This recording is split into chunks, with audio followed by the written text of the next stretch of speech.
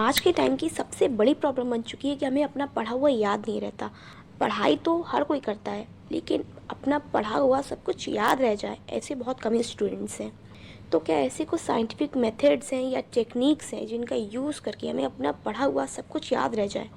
तो यस, आज की हमारी इस वीडियो में हम कुछ ऐसी ही साइंटिफिक मेथड्स और टेक्निक्स के बारे में जानने वाले हैं जिनका यूज़ करके हम अपना याद किया हुआ, अपना पढ़ा हुआ अपनी शॉर्ट टर्म मेमोरी से थोड़ा आगे बढ़ के अपनी लॉन्ग टर्म मेमोरी में स्टोर कर सकते हैं। वीडियो स्टार्ट करने से पहले जो लोग इस चैनल पे नए हैं, please like our video and subscribe our channel for more such update. कभी ऐसा हुआ है कि तुम एग्ज़ाम हॉल में बैठे हो और कोई एक ऐसा क्वेश्चन आ गया है पेपर में जो तुम्हें याद ही नहीं आ रहा? वो क्वेश्चन तुमने पढ़ा था, उसको तुमने याद किया था, प्रिपेयर किया था, लेकिन फिर भी वो तुम्हें अभी याद नहीं आ रहा। तुमने बहुत कोशिश की कि वो क्वेश्चन तुम्हें याद आ जाए, लेकिन वो तुम्हारे दिमाग से एकदम ही ब्लैंक हो चुका है, एकदम ही आउट हो चुका है। इसी के अपोजिट तुमने उसी दिन एक गाना सुना था, एक म्यूज़िक सुना था जो कि तुमने याद नहीं किया, फिर भी वो तुम्हें याद है अभी। कैसे? ये सारा गेम जो है वो हमारे माइंडसेट का है। तुम्हारे दिमाग में ये चीज़ बैठ गई है कि तुम्हें चीज़ें याद नहीं होती, इसलिए जब भी तुम पढ़ने जाते, कुछ याद करने जाते हो, तो चीज़ें तुम्हें याद ही नहीं होती।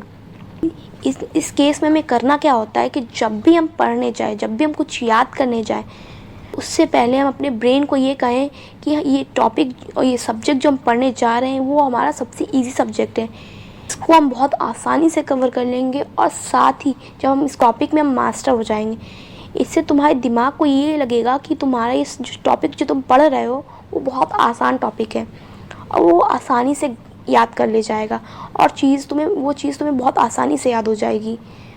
1-2 वीक्स के लिए कंटिन्यू करो, तुम देखोगे कि तुम्हें चीज़ें खुद ब खुद याद होने लगेंगी, क्योंकि तुम्हारे दिमाग, तुम्हारा माइंडसेट जो है वो चेंज हो गया है। अब तुम्हारे ब्रेन को ये लगता है कि उसे चीज़ें याद होने लगी हैं, उसको चीज़ें याद हो जाती हैं, इसलिए जब भी तुम कुछ याद करोगे, कुछ पढ़ोगे, तो वो चीज़ तुम्हें याद होने लगेगी, तुम उसे भूलोगे नहीं। अब बात करते हैं हम हमारी दूसरी स्टडी टेक्निक की, जो कि है पोमोडोरो टेक्निक।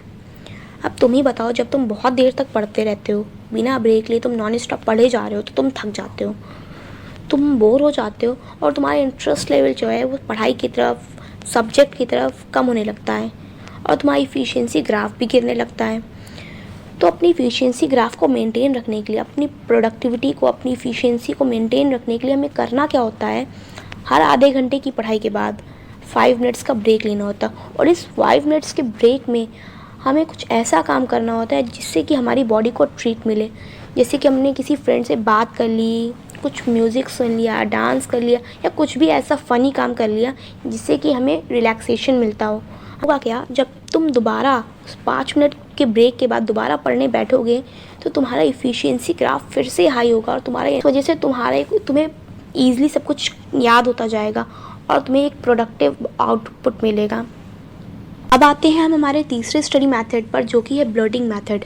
ब्लर्टिंग मेथड में हमें करना क्या होता है कि हमें एक टॉपिक को चूज़ किया, एक पैराग्राफ को चूज़ किया, उसको हमें बहुत अच्छी तरीके से याद करना होता है। फिर हमें जब वो चीज़ याद हो जाए, वो पैराग्राफ टॉपिक याद हो जाए, तो हमें एक रफ़ कॉपी लेनी होती है जिसमें कि हमें हमारे दिमाग में उस टॉपिक से रिलेटेड, उस पैराग्राफ से रिलेटेड जो कुछ भी आता जाए उसको पॉइंट्स में नोट डाउन करना होता है।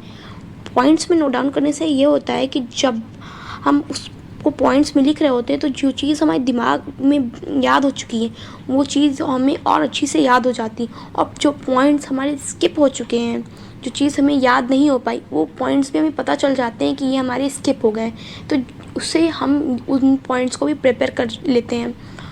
और क्योंकि ब्लर्टिंग मेथड में हमारे बहुत सारे सेंसेस का यूज़ होता है, हमारे हाथ का यूज़ होता है, हमारे माउथ का यूज़ होता है, हमारी आइज़ का यूज़ होता है, इस वजह से हमको वो चीज़ बहुत टाइम तक याद रह जाती है।